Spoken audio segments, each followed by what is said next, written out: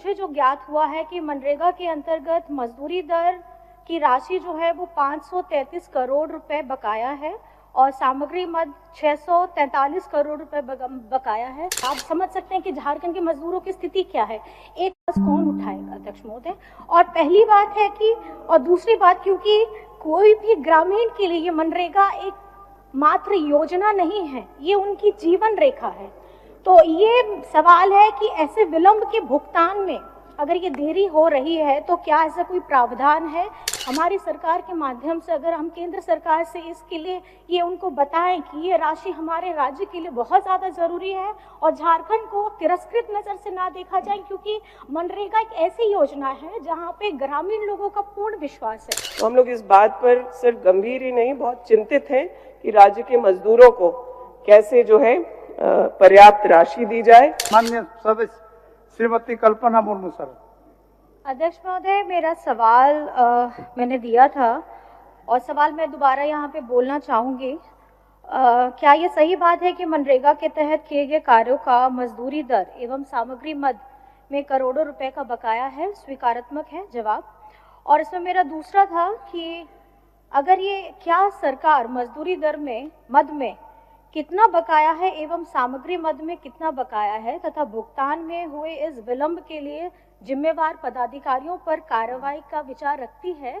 अगर रखती है तो कब करेगी? क्योंकि जो उत्तर आया है अध्यक्ष महोदय उसमें मुझे जो ज्ञात हुआ है कि मनरेगा के अंतर्गत मजदूरी दर की राशि जो है वो 533 करोड़ रुपए बकाया है और सामग्री मद 643 करोड़ रुपए बकाया है। तो मैं माननीय मंत्री जी से इसका जवाब जानना चाहूंगी। माननीय मंत्री जी।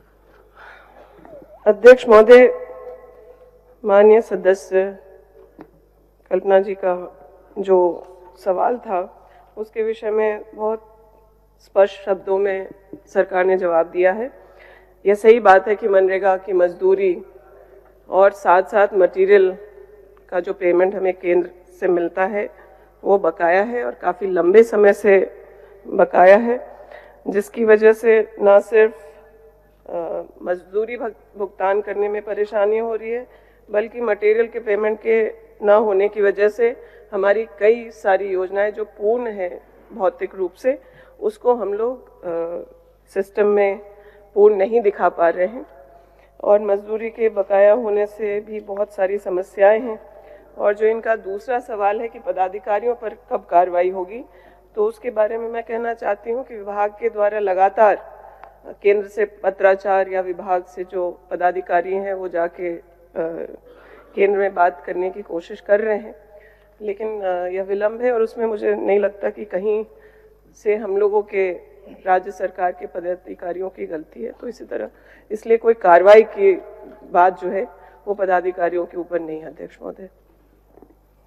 अध्यक्ष महोदय, मैं बस इतना कहना चाहती हूँ क्योंकि देश में जो विभिन्न राज्य हैं, आपका हरियाणा, पंजाब, महाराष्ट्र, गोवा, तमिलनाडु, केरल, ये सभी राज्यों में रहती है, तो कहीं ना कहीं इस योजना के तहत अगर भुगतान देर से होता है, आप समझ सकते हैं कि झारखंड के मजदूरों की स्थिति क्या है।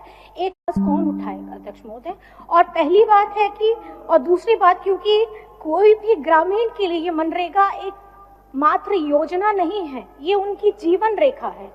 तो ये सवाल है कि ऐसे विलंब के भुगतान में अगर ये देरी हो रही है तो क्या ऐसा कोई प्रावधान है कि हमारे मजदूरों को क्षतिपूर्ति की कुछ प्रावधान किया जाए? ऐसा कोई कुछ अगर है तो मैं माननीय मंत्री जी से जानना चाहूँगी। माननीय मंत्री जी, संसदीय कार्य मंत्री मदद करना चाहते हैं। चलिए। अध्यक्ष महोदय, ये बात सही है कि 647 करोड़ रुपए सामग्री मद में और मजदूरी मद में 484 करोड़ रुपया आज के दिन बकाया है और इससे बहुत ही परेशानी राज्य के मजदूरों को हो रही है। विभाग इस बात को एक्सेप्ट करता है।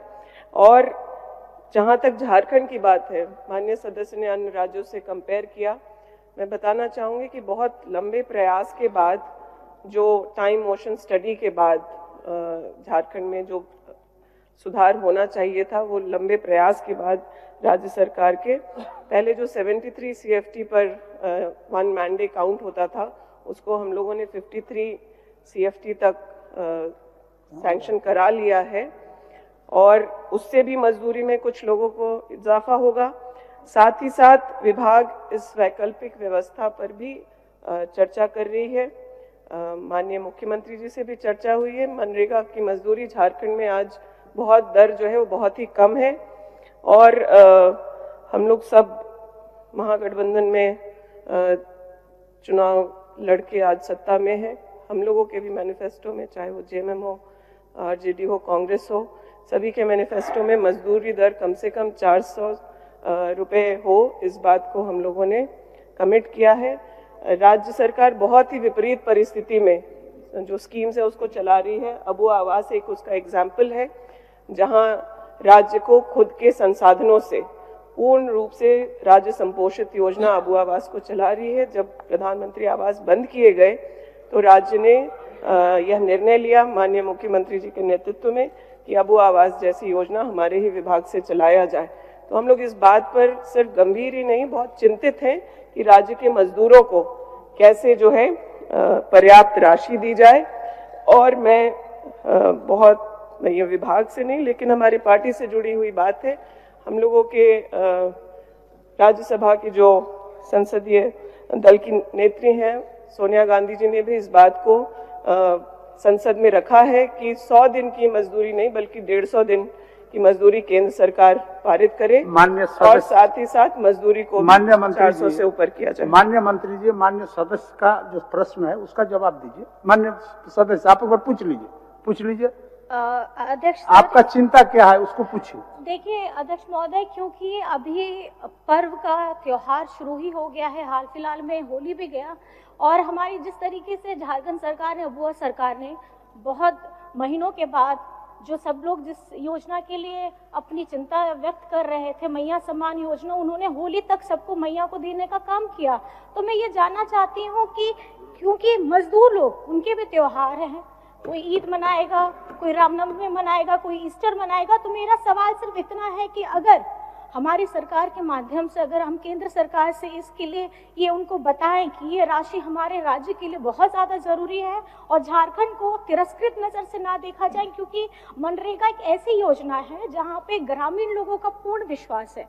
तो मेरा आपके द्वारा यही माननीय मंत्री जी को है कि अगर कोशिश हो झारखंड सरकार की तरफ से तो इस राशि को 1200 करोड़ बहुत बड़ी राशि है, इसको थोड़ा सा जल्दी किया जाए ताकि मजदूरों के जीवन में थोड़ी खुशियां आ सके। अध्यक्ष महोदय, ये बहुत ही संवेदनशील मुद्दा है और जो बकाया राशि है उस पर आगे किस तरीके से हम लोग काम करके विभाग अन्य प्रयास करके मजदूरों का भुगतान जल्द से जल्द करा सकती है, उसको हम लोग एक बार देख के आगे वित्त तक पहुंचाएंगे और सीएम सर के भी अनुमोदन के बाद इसको पूरा हम लोग दिखा लेते हैं एक बार और प्रयास करते हैं कि जिस तरह से अन्य योजनाएं राज्य सरकार अपने संसाधनों से कर रही है, इसको भी कर पाएगी क्या।